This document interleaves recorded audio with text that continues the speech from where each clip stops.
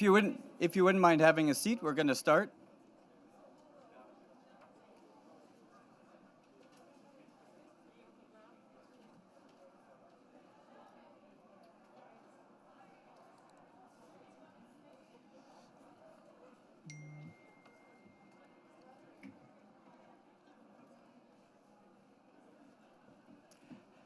Greetings and welcome to our event, Adaptation and Loss and Damage, International Cultural Heritage from Rome to Glasgow. We're coming to you live from the United Kingdom Pavilion here at the 2021 United Nations Climate Conference, COP26. Greetings to the crowd we have here in the UK Pavilion, and also welcome to the folks watching us around the world on the live stream. My name is Andrew Potts, and I'm the coordinator of the Climate Heritage Network, the CHN. The CHN exists to mobilize arts, culture, and heritage for climate action and to scale out culture-based solutions to the climate emergency. Today, we're spotlighting a topic that urgently needs to be elevated and better addressed in the global climate change conversation, and that is the role of culture. Culture informs the way people perceive risk. Culture mediates the acceptability of systems change. Cultural heritage is a storehouse of knowledge about how people lived in the pre-carbon days, about how people adapted to past climate challenges that can inform how we will live in a post-carbon day and how we adapt to the current climate emergency. And yet, this crucial cultural dimension of climate change is sometimes overlooked. That paradigm is shifting, and I can't think of a better piece of proof for that proposition of the shift than the fact that we are having a ministerial level cultural event here at COP26. I'm delighted to be able to say that. Today we're joined by cultural leaders from the two host countries of COP26, Italy and the United Kingdom, who will share with us examples of culture driving transformative climate action, culture building resilience, culture enhancing adaptive capacity. We have examples drawn from every level, local to national, but also information about efforts to embed culture in international climate policy frameworks. Let me first introduce to you the speakers that you will hear over the next 55 minutes or so, and then invite our first speaker to the podium. I'll introduce them in the order that you see them here on the stage. To my immediate right, Erminia Shakitano from the Ministry of Culture of Italy. To her right, we have Nadine Dorries, who is the Secretary of State for the United Kingdom's Department for Digital, Culture, Media and Sport. Minister Dorries, welcome. Thank you for being with us.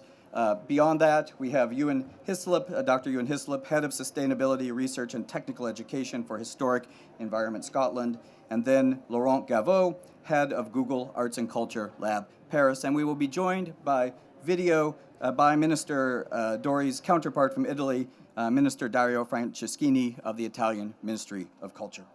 And so without further ado, let me ask our very distinguished speaker, Secretary of State Dorries, if she will take the floor and formally open our event here today in the United Kingdom Pavilion. Secretary of State Dorries, please. Thank you so much, Andrew, and welcome everyone. It's a pleasure to be with you all here today in the UK Pavilion. Each day of COP has had a different theme, and today is, of course, Adaptation, Loss and Damage Day. So I'm a bit short, so I'm just going to lower that. Whenever the theme, we're all here at COP for one reason, and that's to tackle climate change. Whatever the theme, we're all here at COP. We faced many crises in the past, including world wars and, of course, most recently, a global pandemic. But climate change is undoubtedly one of the greatest challenges that we have ever faced. It threatens our very existence.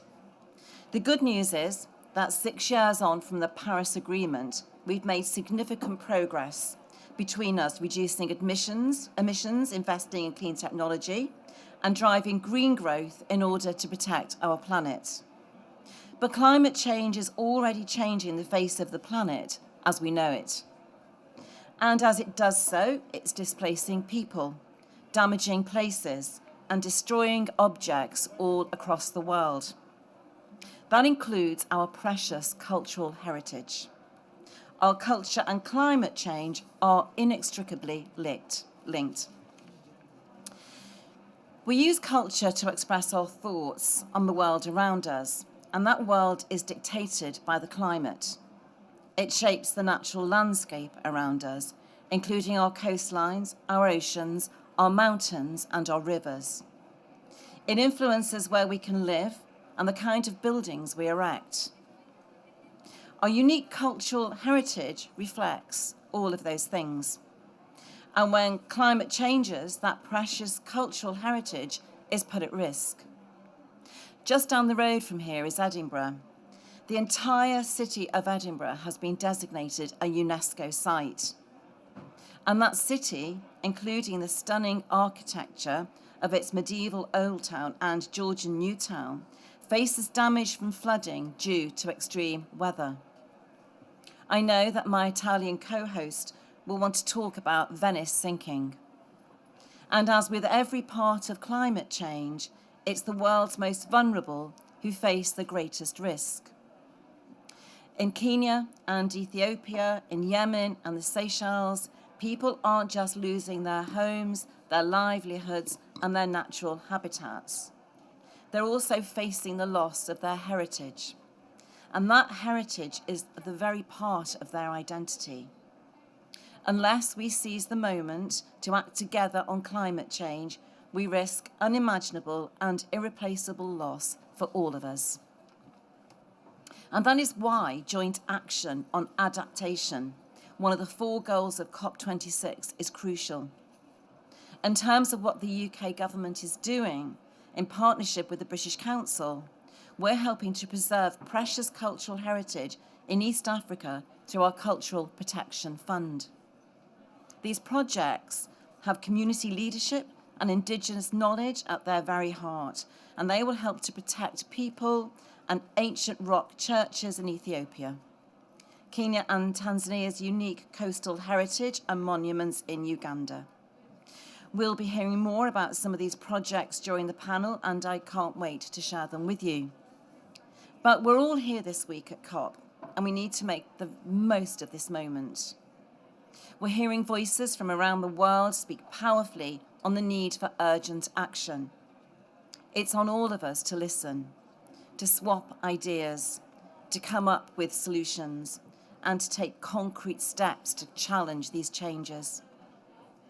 From now on, action on climate change has to be a central part of the cultural sectors in our countries. And culture has to be at the heart of climate action. As a government minister, I have my own role to play at COP. With leaders from across the world gathered here in Glasgow, I'm going to take this opportunity to urge all states to use their adaptation communications to champion the role of culture in addressing climate change. And I'm sure Italian representatives will be doing the same. You'll be hearing soon from Minister Franceschini, and I'm delighted that Italy is co-hosting this event with us today.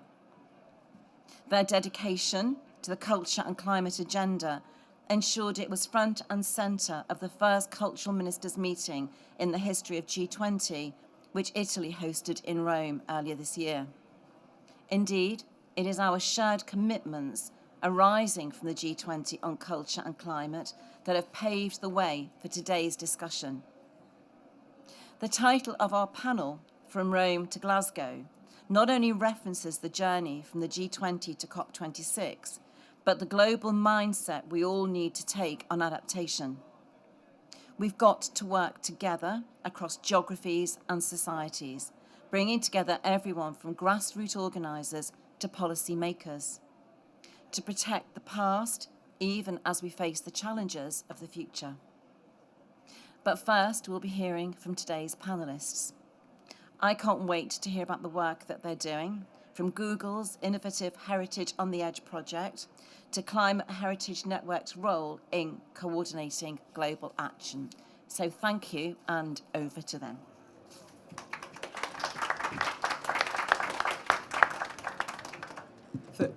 Thank you so much, Secretary of State Doris. It's a tremendous honor to have you here with us today. And I'm moved by the remarks you made and your call for putting culture at the heart of climate action. Thank you for that. It's now my pleasure to introduce a video greeting that we will receive from the Minister of Culture of Italy, Minister Dario Franceschini. I think before that we have this slide. Yes, Minister Doris mentioned this landmark meeting of the Ministers of Culture of the G20, the first time that has happened, which occurred this past year, and the Rome Declaration that has come from that, a real call to action for mainstreaming culture and heritage into global climate action and climate policy. And so I invite you to read more about that on the screen, and now to hear from the Minister of Culture of Italy, Minister Franceschini.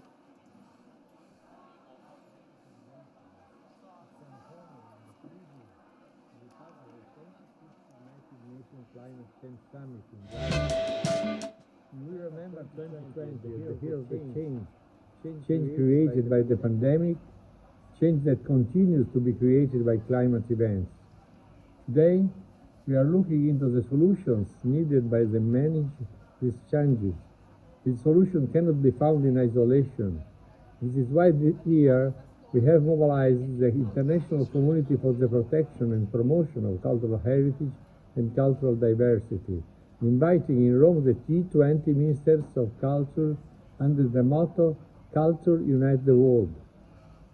The result is an historic document, the Rome Declaration of the G20 Culture Ministers, a joint call to better integrated culture in international economies, to put culture at the center of sustainable and balanced growth. We have a unique opportunity to raise awareness of the importance of global action on climate change and its impacts on culture and cultural heritage. G20 ministers highlighted the need to make cultural tools support climate action and sustainable development.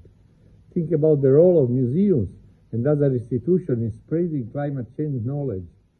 Think of the technology we developed to monitor the effects of climate change on cultural sites. Indeed, culture offers solutions to the climate crisis.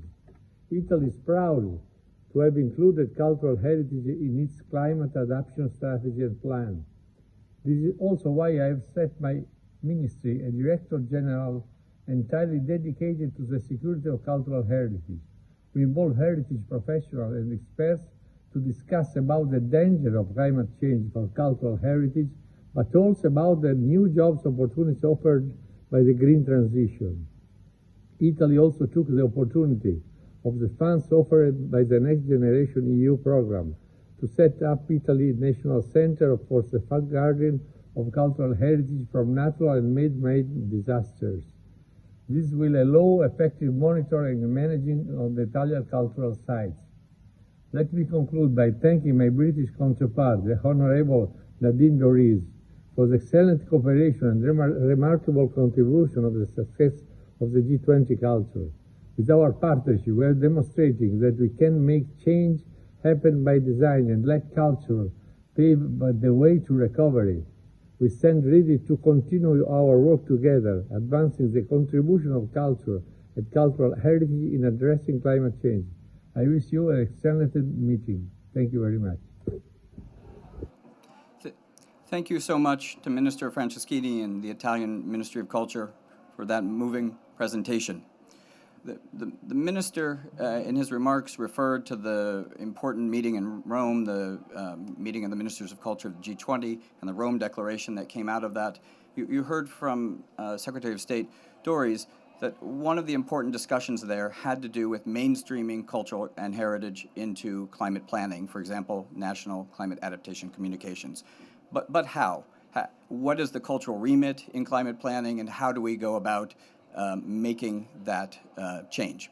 It's now my pleasure to introduce, to call to the podium Erminia Shakitano from the Italian Ministry of Culture to give us more examples of how culture is being taken on board. Erminia? Thanks, Andrew, and also take the opportunity to thank our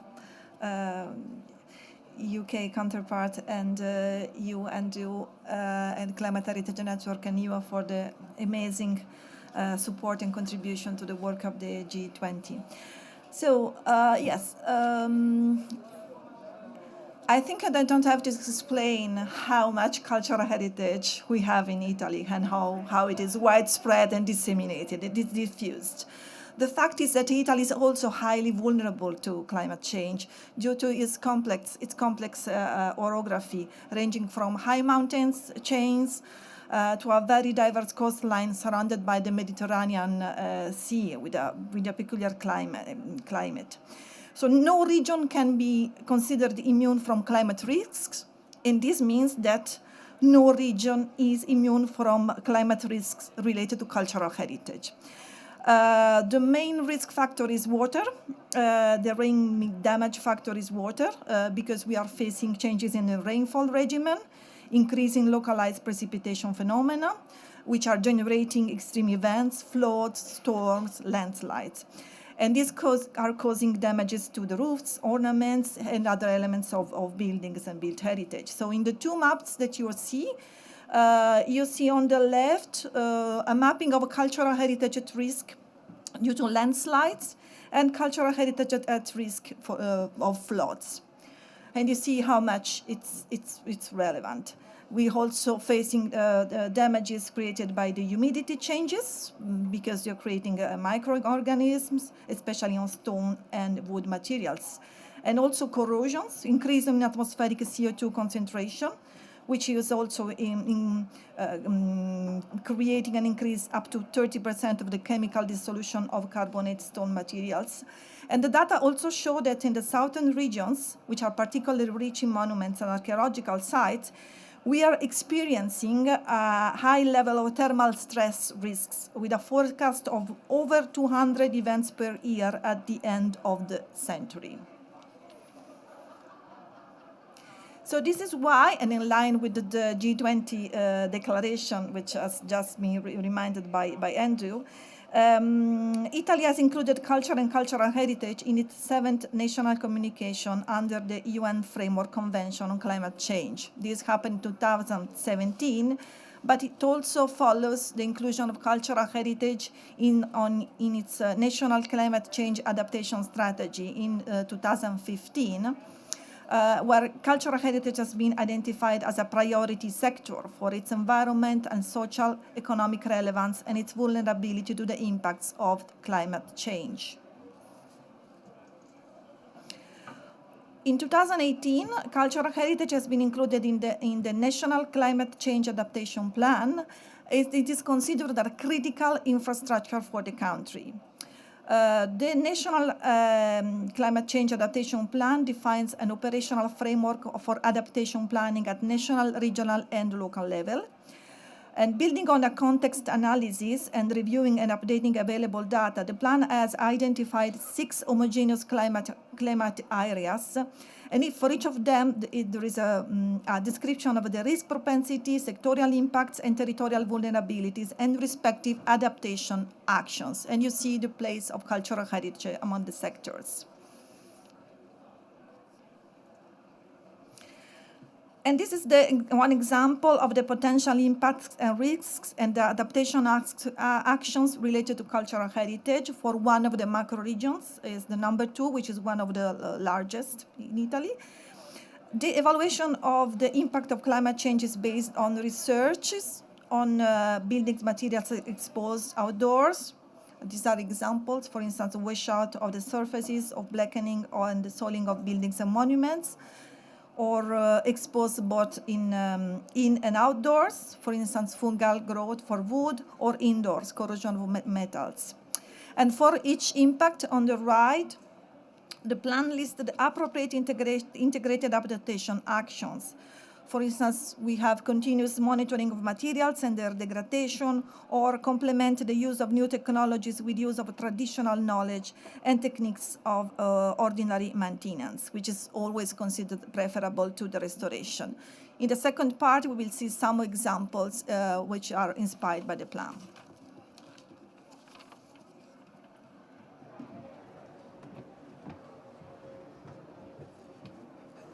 Thank you, Arminia. The work being done at ministries like the Italian Ministry of Culture and here in the United Kingdom, and the work to embed culture into adaptation frameworks and policy is critical for a variety of reasons, not the least of which is because it supports locally led efforts. It creates a framework for nurturing and encouraging locally led efforts. And there is indeed culture-based climate action happening all over the world by diverse actors.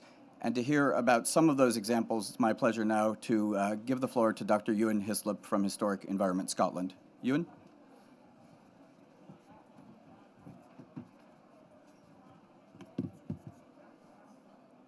Thank you, Andrew, and good morning. We've heard already how the Rome Declaration has recognised the role of cultural heritage in climate action, both in terms of the need to build greater resilience to cultural sites and maintain diversity, and to better leverage the potential of culture-based solutions to support climate action. And Arminia has mentioned the G20 statement, underlining that parties to the Paris Agreement should consider including culture and cultural heritage in their adaptation communications. The UK's adaptation communication to the UNFCCC, which sets out priorities for adaptation and increasing resilience to current and future climate change, was published in December in advance of COP26. In detailing ambitions to increase resilience across the 4 home nations of the UK, it has particular focus on the key areas of people, environment, infrastructure and economy, and also highlights the importance of international engagement and support, in particular partnerships and knowledge exchange. The UK communication specifically details the relevance of local knowledge and cultural heritage to adaptation strategies, stating that protecting cultural heritage has, and I quote, an irreplaceable role in preserving the long-standing spirit and individual identities of communities. And it directly connects the resilience of historic settlements, that's including cities, towns and villages, and their intangible culture as well as physical heritage, to well-being, to security, to stability and prosperity. It further acknowledges that heritage has the tools to share knowledge and understanding across the generations, stating that there's much to learn from our cultural heritage and from sharing traditional knowledge to address challenges. In an international context, the communication cites the success of UK international programmes such as the Cultural Protection Fund in learning and sharing and protecting traditional knowledge and intangible culture to support adaptation in communities, and recognises the need for support to ensure the long-term benefits that cultural heritage has to offer for stability as a catalyst for economic recovery and to reduce the impacts of disasters, including the displacement of peoples. So picking up on the international aspect of this, the Climate Heritage Network, as the global network of over 250 organisations across the arts, culture and heritage sectors, has recently completed a project that creates a methodology for assessing the inclusion of culture and heritage and climate policies in adaptation frameworks and other planning instruments at local, regional and national levels. The CHN project, Cultural Heritage in Climate Planning, or HICLIP for short, has recently published its first report, the results of a pilot project that assessed the treatment of cultural resources and the role given to the cultural sector in 9 climate plans from 8 different countries, covering national, regional and municipal governance levels. The study found that cultural heritage is commonly acknowledged as being necessary to achieve sustainable climate action, yet explicit definitions of what constitutes cultural resources are typically lacking. And some cultural resources, such as museums and the arts, were largely absent from the plans analysed. The report also identifies a dichotomy in which cultural resources are commonly recognised, but culture-related expertise for their appropriate management is not always integrated into the planning processes. It argues for a more explicit inclusion of cultural elements and a need to overcome the presence of cognitive biases that are present in sectorised planning, which prevent effective collaboration across sectors. The HICLIP project marks an important first step in mainstreaming of culture into climate planning, The report, Cultural Heritage and Climate Planning, has been published to coincide with COP26 and is available online in the Resource Library section of the Climate Heritage Network website. Thank you.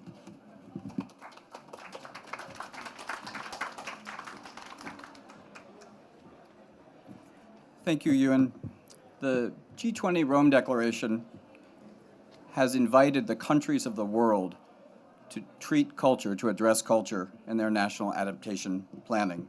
The United Kingdom and Italy have given us powerful examples of how that can be done, and the Climate Heritage Network HiCLIP project that Dr. Hislop presented provides policy, evidence-based policy to support actors at all levels, civil society, local government, actors at all levels, to engage in that effort to mainstream culture into climate planning and policy making.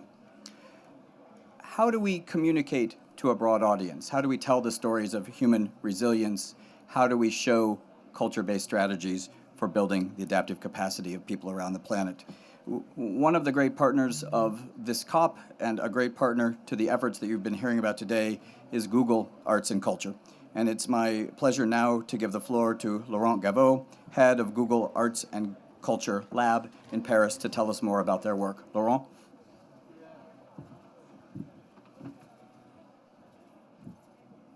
Thank you very much, Andrew. Good morning, everybody. Very briefly, before I introduce a video that will present to you the nature of this case study about preservation of heritage at risk, maybe a word of context on Google Arts and Culture. So we are a team of engineers based mostly in London and Paris. And 10 years ago, we set ourselves with one mission, which is to make the world's culture accessible to anyone, anywhere. 10 years ago, it was kind of an experimental project, and it's grown to a project that gathered together about more than 2,000 museums, universities, libraries, non-profit organizations around the world in more than 80 countries. And we are very a partner-led initiative. We build tools for them to tell their story, share their collection, digitize their collection. And it was for us quite interesting a few years ago when a few of them came to us with this question of how climate change is a threat to our cultural heritage.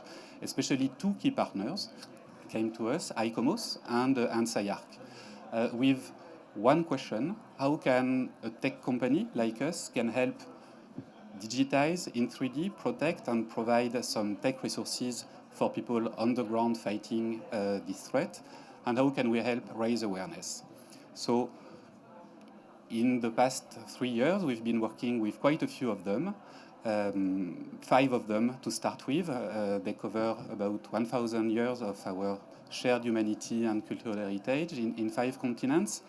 Again, the video will explain more what we do, but what I wanted to say is, again, it's twofold. First, we can provide tech resources for people on the ground, communities and experts to protect this heritage. And the second thing is, how do we raise awareness?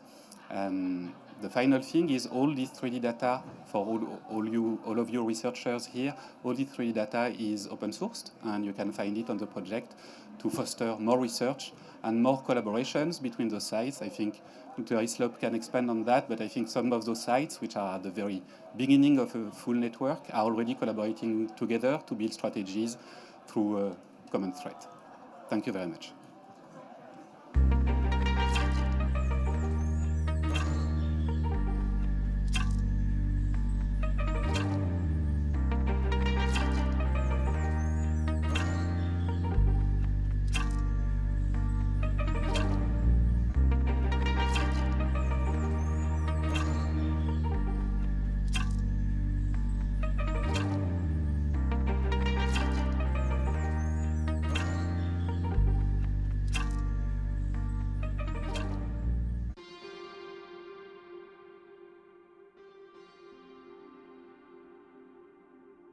Climate change really is the defining issue of our generation. There's not really been anything like it in the past. If we don't get a handle on it, then we risk losing some of our historic assets that we sort of quite rightly are proud of as a nation.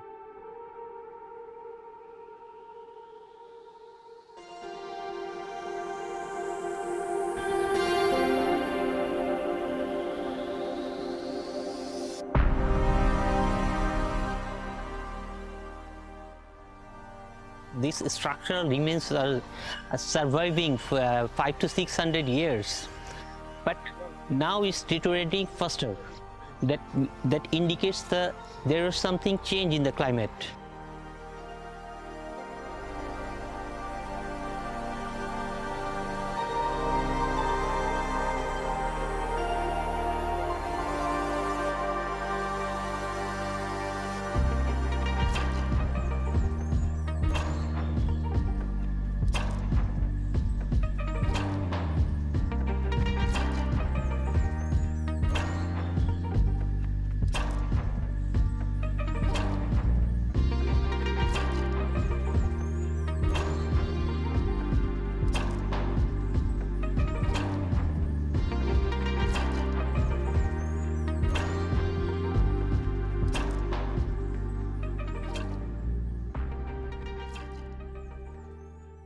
We succeeded to coordinate different meetings through online webinar Zoom, where we meet with different people from different parts of the world with different views, different ideas, ideology on how to protect heritage sites which impacted with the issue of climate changes.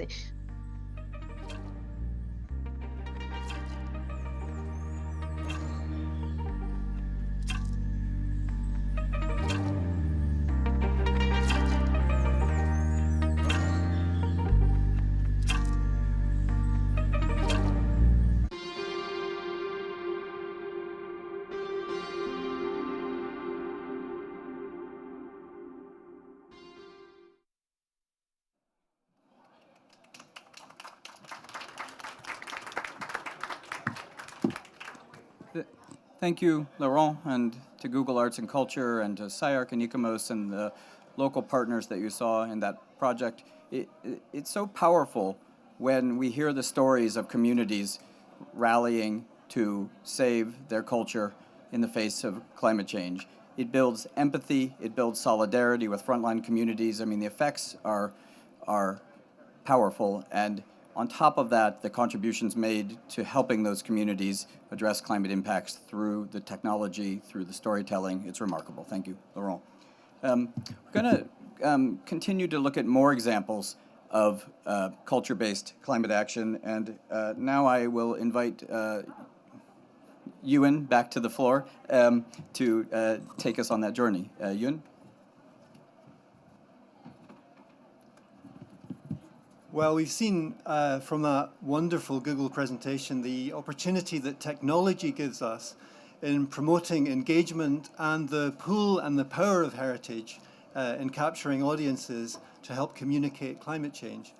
And so I wanted to take a deeper dive into this by showing specific examples of how the cultural heritage sector can embrace new technologies and through innovation and partnership working deliver a step change in the way that we monitor and protect heritage sites in the front line of climate change, but also in a way that will engage audiences in understanding better how the impacts of climate change will affect them across all aspects of society. So in the next few minutes, I'll show you a number of current projects in a short film that we're working on to illustrate some examples of this.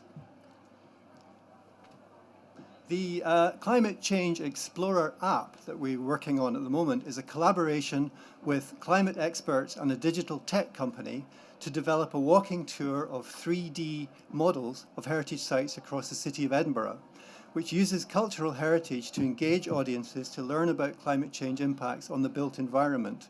In the centre, you can see a virtual tour of key locations across the city where users can learn about the impacts of climate change on these specific buildings and monuments. On the left-hand panel, there's an information panel about our changing climate, such as changes in temperature and rainfall. Whilst on the right-hand side, the panel explains how carbon emissions have been reduced at Edinburgh Castle by over 40% through a series of actions, many of which could be replicated at a domestic scale by users of the app. At the World Heritage Site in Orkney, we have been using laser scanning to generate 3D models to help us manage the site in the face of increasing threats from climate change. These highly accurate models give us a different perspective on this iconic site, including its place within the wider landscape, where it is increasingly at threat from rising sea levels and storm events, and helping us to be more effective in our management of the site, and in particular the crucial sea defences that require constant monitoring and maintenance. We rescan every 2 years, giving us precise information on changes to the site as climate change impacts progressively increase. From monitoring the erosion of the adjacent unprotected coast areas, the areas of soft coast surrounding the site, over the last 7 years, we've recorded losses of over 1 metre in places, and we can measure how this is accelerating, with the current rate of loss at about 40 centimetres of coast per year. The tool also allows us to monitor with millimetre scale accuracy the fragile domestic interiors, which are becoming increasingly impacted by extreme weather, and to record aspects such as stone weathering and structural movement. At the internationally iconic modernist Hill House, we are working collaboratively with the National Trust for Scotland and the Getty Institute, following enclosure of the building within a protective structure in 2019 to allow it to dry out after decades of saturation, where in this part of Scotland rainfall levels have increased by over 20% in the last 50 years.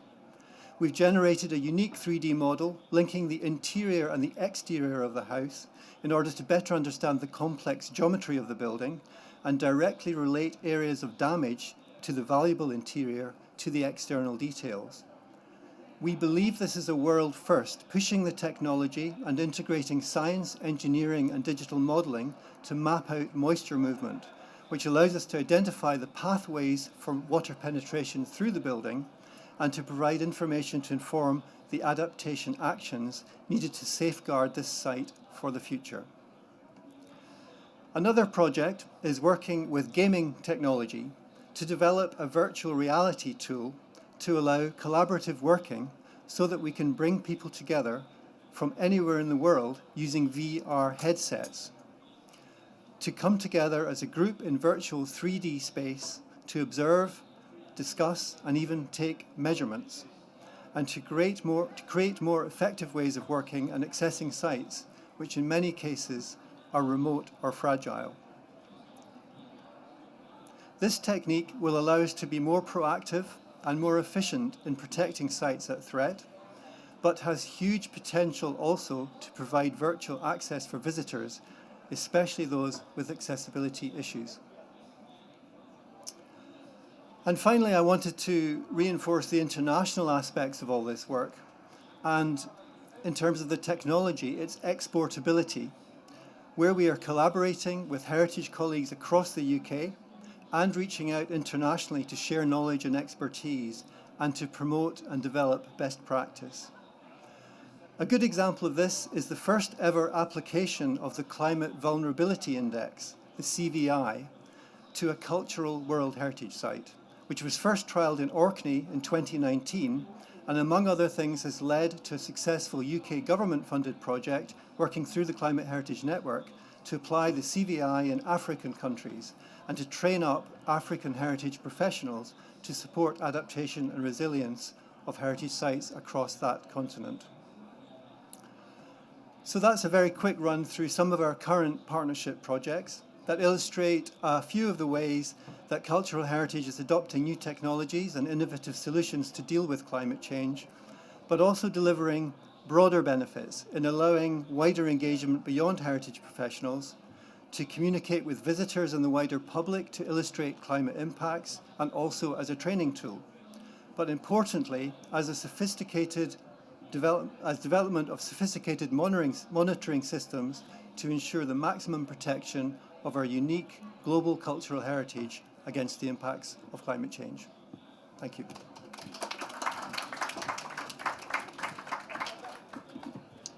Thank you, Ewan. Heritage conservation is a fundamentally forward-looking enterprise. It asks the question, what of the past will the present save for use by the future?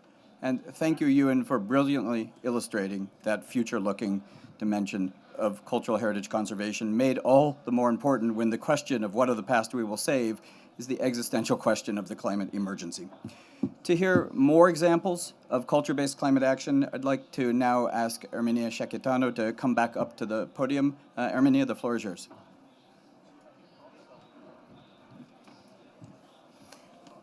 Thanks, Andrew.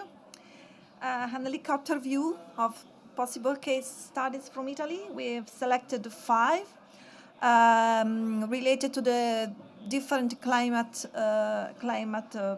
zones of the National Adaptation Plan that I explained before. In the north, you see we have different areas: north, Venice, the Cinque Terre, Colosseum, and in the south. So first one is the monitoring plan of the Colosseum in Rome.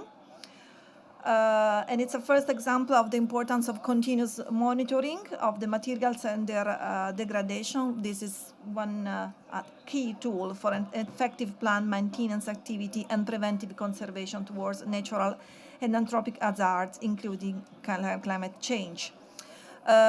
This system is monitoring the entire archaeological area, including the green areas and the green zones. It uses satellite monitoring using interferomic techniques combined with radar images, which are evaluating the deformation of the ground structure and the buildings over a decade, and therefore structural instability induced by climate change.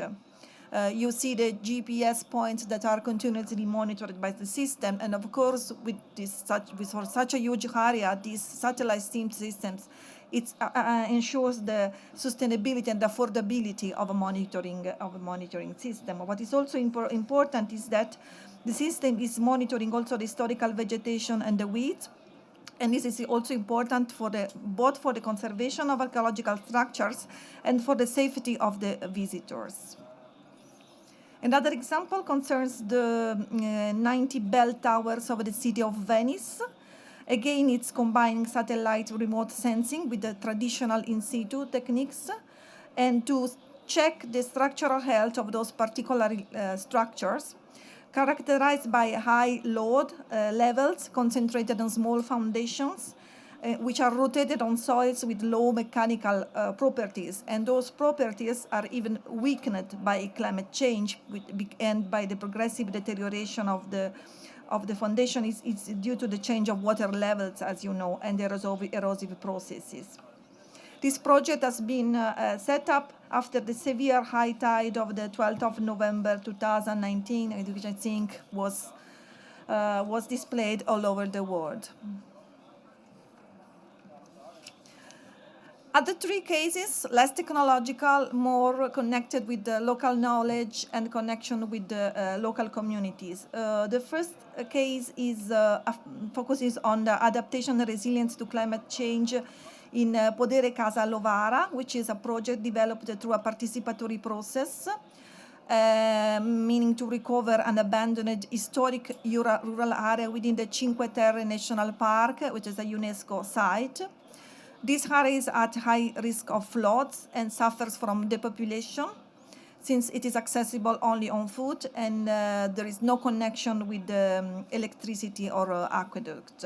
So the FAI, the Fondo Ambiente Italiano, created a real sustainability laboratory using traditionally and highly innovative techniques, for instance, providing renewable energy sources, wiser use of water from a nearby river, and also water collector from the roofs, waste water treatment, and ensuring the hydrogeological safety of soil care and protecting biodiversity. What was also important to recover the traditional system of terraces and dry stone walls, which made gain space for cultivation, and it's essential for control of soil erosion and stability of the slopes. So this local knowledge helped to restore and recover rural buildings using traditional techniques, and also, of course, made possible the community to come back and to inhabit those areas. Another similar project is located in the Alps, in the far north of Italy. Alpe Predroria and Madeira in the Alpine geographical region, and it has restored 200 hectares of pasture area in the structures and infrastructures functional to the pastoral activity in a land which was abandoned by the local to the increase in extreme meteorological events and hydrogeological instability. And so the lack of any maintenance, so the lack of the local community and the population was then exacerbating the loss. And it was contributing to the fragility of the mountain areas, generating loss of landscape quality, biodiversity, and environmental quality in general. This project has allowed the comeback of the community, the agricultural activity, and the production of the local cheese, bringing benefits to the local community. Last project, it's in the far south. So here we have a completely opposite problem, the lack of water. It's the Garden of Colimbetra, 5 hectares inside the Valley of the Temples in Agrigento, which is another UNESCO site. And this was a recovery of historic gardens at risk of disappearing with its material culture, landscape, and ancient biodiversity, and was threatened by climate change. The project is an example of the need to rethink how to make wise use of water resources, but sometimes how this wise use of resources can be found in the local knowledge and the local techniques. Since this area is located in the far south of Italy, in the hottest and driest climate macro region on average, and it is characterized by the lowest average summer precipitation. And it's a trend that will increase with climate change. So the works were carried out according to the techniques of naturalistic engineering, combining the use of natural materials, wood and stone, and local plants for consolidation purposes. And what is also important is that the project has restored the ancient irrigation system, which was developed by the ancient Arab population, which has populated this area. So the technique of irrigation, resuming the traditional terracotta channels and building a modern sub-irrigation system with hypogeia and reservoir. So the water is finally back to flow and irrigates the greens of the Garden of Colimbetra.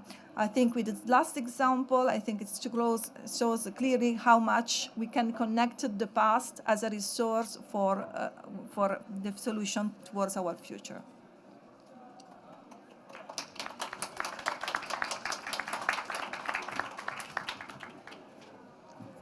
Thank you, Erminia. I'm struck by the diversity of cultural resources that you presented, monuments, buildings, archaeology, but also landscapes, intangible values. Landscapes don't know that they have natural features and cultural features. They simply exist on an integrated and holistic basis. And thank you for presenting the integration of nature and culture in your case studies, and also the ways that culture is a vector for nature-based solutions.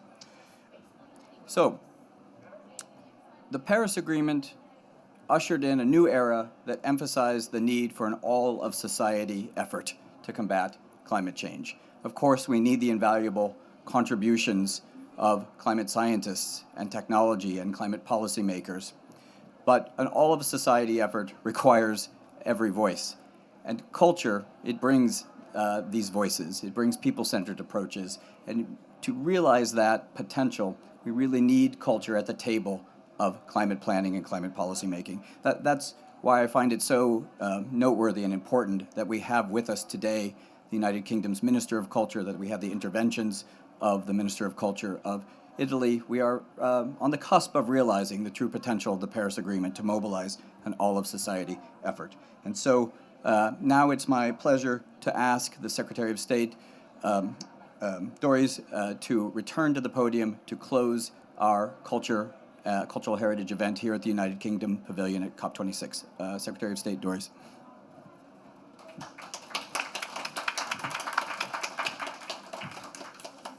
Thank you so much, Andrew, and it really has been a fascinating discussion. It is hugely encouraging to hear about the range of adaptation initiatives happening in the UK, Italy, and around the world. But given the threat to Italy, especially what is happening in Italy today, These policies, these programs and projects are fantastic examples of how it is possible to protect our shared cultural heritage from climate, whilst also placing culture at the heart of adaptive action. As I mentioned earlier, it is crucial that we engage in all parts of society in our action. And after all, a threat to our heritage is a threat to our shared humanity. It is everyone's duty to step up to the project and to protect our cultural heritage. The initiatives discussed today are just the beginning. There is always more that we can do, and we must do it now. Taking these examples as our inspiration, I will again take the opportunity to urge all states to integrate culture and culture-based solutions into their adaptation communications and strategies.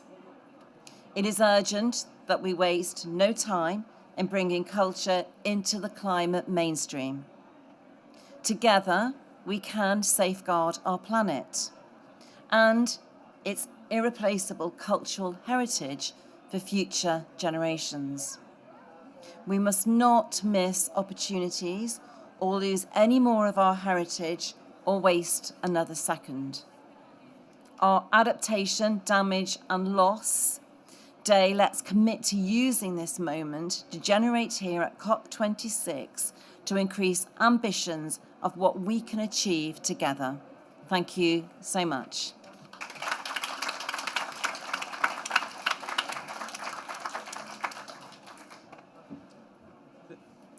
Thank you, Secretary of State Dorries, for those remarks. I don't think I could add anything else to underscore the importance of what you said, and so let me simply close by observing that climate change is a culture problem. Culture is a climate change problem. Climate change is an anthropogenic problem, and anthropogenic problems require human solutions. Cultural heritage is right at the heart of that, as Secretary of State Dorries said, and thank you for joining us today at this Cultural Heritage and Climate Change event in the United Kingdom Pavilion. Have a good day.